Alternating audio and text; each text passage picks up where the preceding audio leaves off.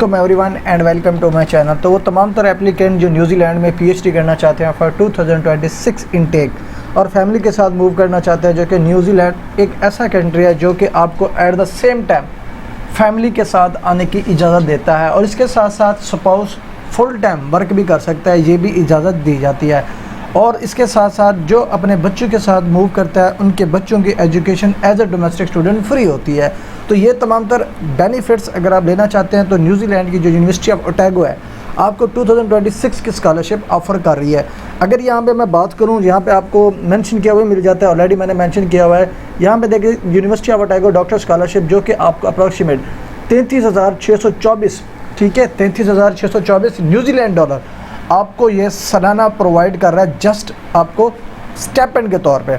उसके साथ साथ आपको डोमेस्टिक जो ट्यूशन फ़ी है वो भी बिल्कुल फ्री है, यहाँ पे देख सकते हैं, ठीक है। अब ये अप्रॉक्सीमेट अगर पाकिस्तानी करेंसी में हम कन्वर्ट करके देखें जो कि अप्रॉक्सीमेट 56 लाख रुपए आपका सालाना बनता है, ठीक है। ये जस्ट आपको स्टेपेंड दिया जाता है, ठीक है। अगर अब इस अपॉर्चुनिटी को अवेल करना चाहते हैं, अप्लाई करना चाहते हो तो university of Otago for 2026 admission offer कर रही है, स्कॉलरशिप भी ऑफर कर रही है, आप अप्लाई कर सकते हैं एज सुन एज पॉसिबल। अब यहाँ पे देखें जी, मैंने ये उसकी ओरिजिनली वेबसाइट ओपन की हुई है यूनिवर्सिटी ऑफ ओटागो की, ठीक है। फेक वेबसाइट पे नहीं जाना, जो ओरिजिनल वेबसाइट्स हो उसको ही आप एक्सप्लोर किया करें ताकि आपको ऑथेंटिक इन्फॉर्मेशन मिल सके।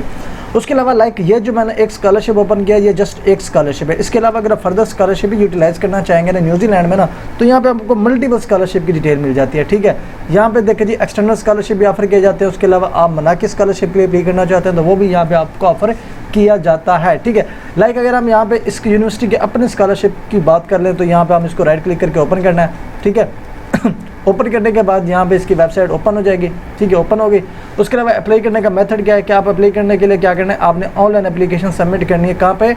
EVN स्टूडेंट पोर्टल पे, ठीक है, EVN student portal of university of Otago, simple, ठीक है। इसके थ्रू जो है ना आपने इसकी अपनी एप्लीकेशन जो है ना सबमिट करनी है।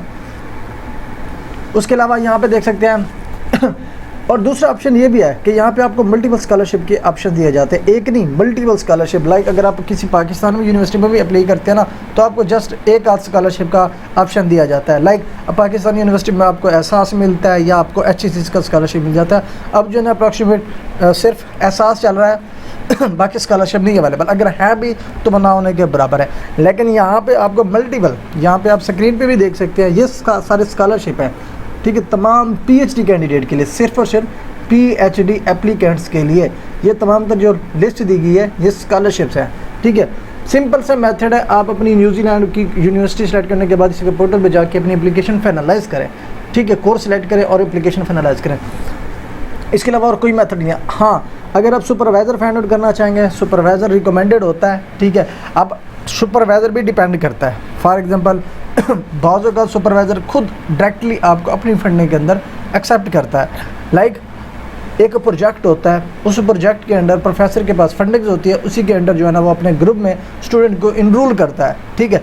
अगर आप सुपरवाइज़र टारगेट करोगे, रीच आउट करोगे, वो आपके लिए बेनिफिशियल है, रिकमेंडेड है, ठीक है। अगर वो आपको डायरेक्ट ऑफर देता है तो आपको इधर उधर अप्लाई करने की बिल्कुल भी ज़रूरत नहीं होगी, वो खुद आपको गाइड करता है थ्रू आउट द प्रोसीजर, ठीक है। इवन कि आपको वो वीज़ा में भी खुद गाइड करते हैं सुपरवाइज़र या प्रोफेसर्स, ठीक है। स्टेप्स आपने लेने होते हैं, गाइड वो भी कर देता है, ठीक है। उसके अलावा अगर आप डायरेक्ट अप्लाई करेंगे तो no issue, without acceptance, without supervisors आप न्यूजीलैंड में अप्लाई कर सकते हो। लाजमी नहीं कि आपके पास एक्सेप्टेंस हो, विदाउट एक्सेप्टेंस भी आप अप्लाई कर सकते हो, ठीक है। अप्लाई करने का मेथड क्या है, यहाँ पे EVN student portal of university of Otago पे जाओगे और अपनी एप्लीकेशन जो है ना फॉर्म फिलिंग करोगे। फॉर्म फिलिंग जैसे कि होते हैं, जैसे आप CV क्रिएट करते हो सेम इसी तरह से आपने इसकी फॉर्म फिलिंग करनी है। लेकिन जो डॉक्यूमेंटेशन आपने फाइनलाइज करनी है, लाइक आपका प्रपोजल वेल कम्पिटेटिव होना चाहिए, स्टेटमेंट पर्पज, मोटिवेशन लेटर्स, ठीक है। ये जो one of the most important documents है, ये आपके पास बिल्कुल अच्छे बने होने चाहिए, अच्छी क्वालिटी में होने, विदाउट AI यूज्ड, खुद के रिटर्न फॉर्म में हो, चाहे वो जनरल लैंग्वेज है, बेसिक लैंग्वेज है, नो इशू, लेकिन वो लैंग्वेज आपकी अपनी दिखनी चाहिए, ठीक है। AI बेस्ड नहीं होनी चाहिए अगर आप न्यूजीलैंड में PhD करना चाह रहे हो, स्कॉलरशिप पे जाना चाह रहे हो, ठीक है। उसके अलावा यहाँ पे अगर आप प्रोग्राम की डिटेल देखना चाहते हैं कि कौन कौन से प्रोग्राम यहाँ पे अवेलेबल हैं, ठीक है, फर्स्ट ऑफ ऑल आपको यहाँ पे अपना प्रोग्राम फाइंड आउट करना पड़ता है, ठीक है। प्रोग्राम फाइंड आउट करने के लिए फॉर एग्जांपल मैंने यहाँ पे केमिस्ट्री लिखा हुआ है, केमिस्ट्री लिखने के बाद यहाँ पे सिंपली मैं सर्च बार पे क्लिक करूँगा तो जो प्रोग्राम केमिस्ट्री के हैं जो अवेलेबल हैं वो यहाँ पे आपको मिल जाते हैं, ठीक है। ये देखिए इसका मोस्ट इम्पोर्टेंट थिंग ये है कि आपको अप्लाई करने से पहले, टाइम वेस्ट करने से पहले अपना प्रोग्राम देख लेना चाहिए कि आया कि यहाँ पे प्रोग्राम अवेलेबल भी है कि नहीं है। तो यहाँ पे ये सारे प्रोग्राम जो है ना, ये कोर्सेज जो है ना केमिस्ट्री के रेलिवेंट अवेलेबल है, पोस्ट ग्रेजुएट, ठीक है। ये सारी चीज़ें ये 1 2 3 सेक्शन पे जाते जाएंगे, आपको कोर्सेज की लिस्ट ओपन होती जाएगी, मिलती जाएगी, ठीक है। ऑर्गेनिक केमिस्ट्री हो गया, ठीक है, inorganic and organometallic chemistry हो गया। तो ये सारे डिपार्टमेंट आपको यहाँ पे मिल जाते हैं। तो जिस भी डिपार्टमेंट में आपने अप्लाई करना है, सिंपली आपने उस पर, लाइक फॉर एग्जांपल मैं इस पर क्लिक करता हूँ तो इसकी फर्दर डिटेल आपकी स्क्रीन के सामने ओपन हो जाएगी। आपको इधर उधर ढूंढने की बिल्कुल भी ज़रूरत नहीं होगी। यहाँ पे आपको उसी प्रोग्राम का ओवरव्यू मिल जाएगा, ठीक है। उसके अलावा उसके सब्जेक्ट अबाउट द पेपर की डिटेल मिल जाएगी, ठीक है। उसके अलावा स्केड्यूल क्या हो गया, कॉन्टैक्ट पेपर स्ट्रक्चर किस तरह से होंगे, ठीक है। टेक्स्ट बुक कौन कौन सी होंगी, ठीक है। लाइक इसके लिए टेक्स्ट बुक की रिक्वायरमेंट ही नहीं है, ठीक है। उसके अलावा टाइम टेबल क्या होगा, ठीक है। उसके अलावा लेक्चर्स क्या होंगे, ये लाइक सारी चीज़ें आपको यहाँ पे क्लियरली मिल जाती हैं। किसी भी डिग्री प्रोग्राम के लिए आप अप्लाई करना चाहेंगे तो यूनिवर्सिटी ऑफ ओटागो में, ठीक है। तो अगर आप इस अपॉर्चुनिटी के लिए अप्लाई करना चाहते हैं, कोई अपॉर्चुनिटी विन करना चाहते हैं फॉर 2026 इनटेक के लिए, तो ये आपके लिए परफेक्ट टाइम है कि आप न्यूजीलैंड की यूनिवर्सिटी डिसाइड करें। डिसाइड करने के बाद अपना प्रोग्राम फाइंड आउट करें। फॉर एग्जांपल लाइक पहले अपना प्रोग्राम फाइंड आउट करेंगे, उसके अलावा क्या करना है, अप्लाई नाउ वाला सेक्शन पे क्लिक करना है, स्टार्ट बटन पे क्लिक करना है, फिर आपने एप्लीकेशन स्टार्ट कर लेनी है। लाइक आपका टॉपअप ओपन हो जाएगा, फिर आपने कंटिन्यू एप्लीकेशन करनी है। उसके अलावा यहाँ पे देखिए जी, your application screen in EVN, like जो मैंने आपको बताया, ठीक है। उसके अलावा स्टेप 3 आपने अपना अकाउंट क्रिएट करना है। यहाँ पे देखिए जी, आप लॉगिन वाले पेज पे आना चाहेंगे ना, तो यहाँ पे क्लिक करके आप इसका लॉगिन पेज भी देख सकते हैं, ठीक है। फर्स्ट लाइक आपने अपना अकाउंट क्रिएट करना है, तमाम सेक्शन फिलअप करने हैं, पर्सनल इन्फॉर्मेशन ऐड करनी है, अकाउंट क्रिएट करना है।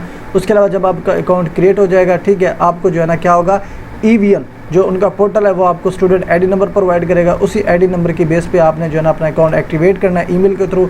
एक्टिवेट करने के बाद फिर आपने अपना अकाउंट जो है ना लॉगिन करना है EVN पोर्टल पे, ठीक है। उसके अलावा इसकी फर्दर डिटेल देखना चाहते हैं कि अप्लाई किस तरह से किया जाता है, हाउ टू अप्लाई वाले सेक्शन में आना है।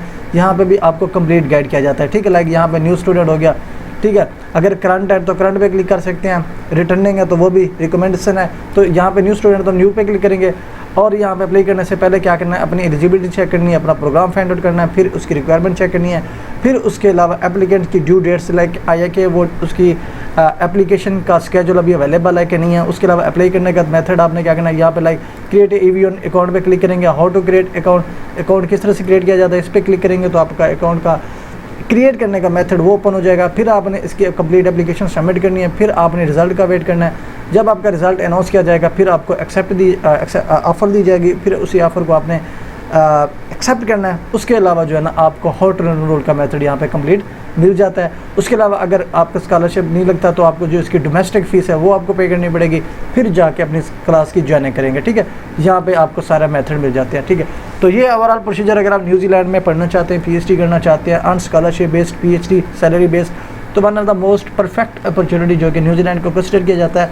वो इसी वजह से एजुकेशन फ्री होती है, फैमिली अलाउ होती है, at the same time spouse full time work allow होता है, बच्चों की education as a domestic student free होती है। ये तमाम तरह बेनिफिट्स जो है ना आपके इसमें इंक्लूड्स है। तो अगर आप इस अपॉर्चुनिटी के लिए करना चाहते हैं for 2026 as soon as possible, अपना प्रोसेस जो है ना आप इनिशिएट कर सकते हैं।